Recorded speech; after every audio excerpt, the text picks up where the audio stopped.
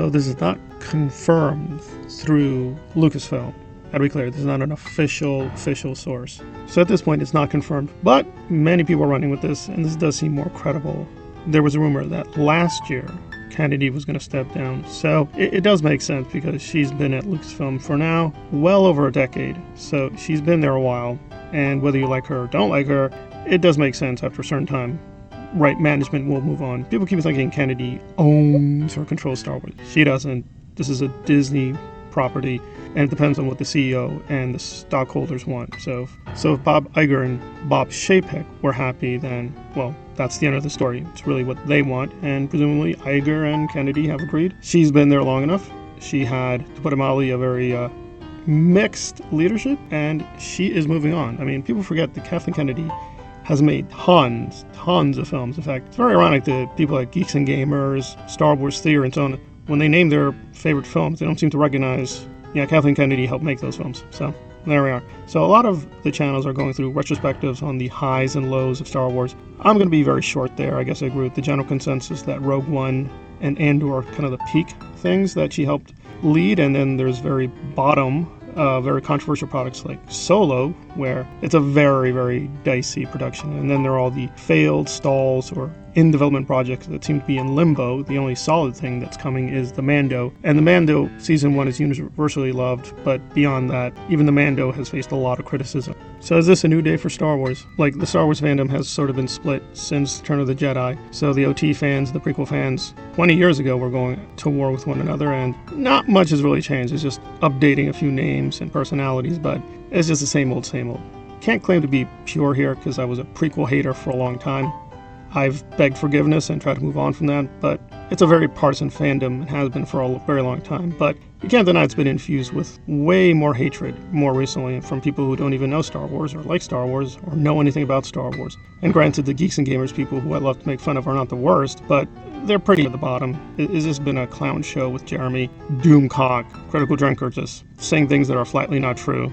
And I've covered this in other videos, so I'll be short here. Probably the one I want to focus on, though, is Star Wars Theory, because of all the very annoying personalities, he takes the cake.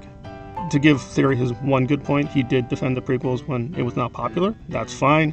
Beyond that, there's almost nothing good to say about him. His fan fiction is terrible. His videos are not that good. In fact, he's been caught red-handed stealing from other creators, so even his lore videos that he likes to defend himself, guys, I do more than complain about Kathleen and Luke. I do great canon. No, he doesn't. I mean, a lot of his videos were, when they were not, quote, attacking Kennedy, were about, what would happen if Yoda fought Grievous, fought Palpatine, fought Maul, fought... Like, okay, I mean, it's interesting topics about who would win in a saber battle, but, there are other topics. So, anyway, but I do find it hilarious that Theory for a long time was never political, but now, more recently, he's going with this very pro-Trump content. So, a lot of people are speculating this is a victory for people like Theory. I don't think so. I think Theory has benefited a lot from having Kathleen there, for her to be an easy target, and for a long time he's championed the Clone Wars, right, the cartoon, saying that's the most beautiful thing in the universe. I'm very mixed on it myself. What is he going to do? Is he going to turn on Filoni? Backstab him? I don't know. But the channel really was built on just hating Disney, and somehow leaving this hope that if only Filoni offered me a chance and did my fan film, and we would make beautiful fan fiction and Lucas would come back, it would be perfect.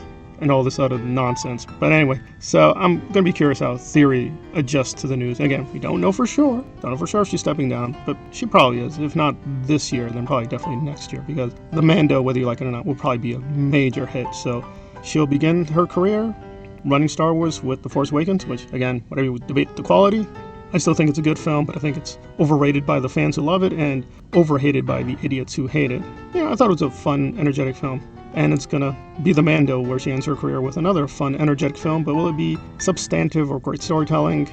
Probably not. Probably be a lot of fan service and nostalgia and just, Star Wars, where it's always been just trucking along with only a few great, innovative ideas here and there. And, I give Lucas a lot of points for the prequels, but again, he did make a lot of bad choices. A lot of awful choices, from the infamous trying to reverse Han Solo and then reversing that Han Solo moment. And, it's just been a mess. It's just been a mess. So I don't expect a utopia, even if Kennedy leaves. But it will be interesting how some of the very extreme right-wing people who have tried to pretend to be Star Wars fans are going to adjust to this news. In a way, they're getting what they want, but in a way, not really. They've used this as a convenient mythology to build their audience. But now that she's gone, what are they going to do? I guess Filoni's a feminist, communist, Stalinist, Chinese agent. That's going to be where they go to next, I guess. Him and Jon Favreau are going to put too many women in Star Wars now. I don't know. It'll be interesting times ahead, but do I see Star Wars declining or even improving or whatever? No, it'll be where it is. Some stuff is great, a lot of it is just okay. And if you want really great stories, you have to look for that in Trek or Dune or more serious science fiction fantasy. But Star Wars is always going to have that dilemma. It is too popular and too corporate, so it's always going to create a certain amount of backlash for trying to be popular. Lucas a long time ago made that decision. To blame everything on Kathleen Kennedy is very convenient revisionism, and it's simply not true.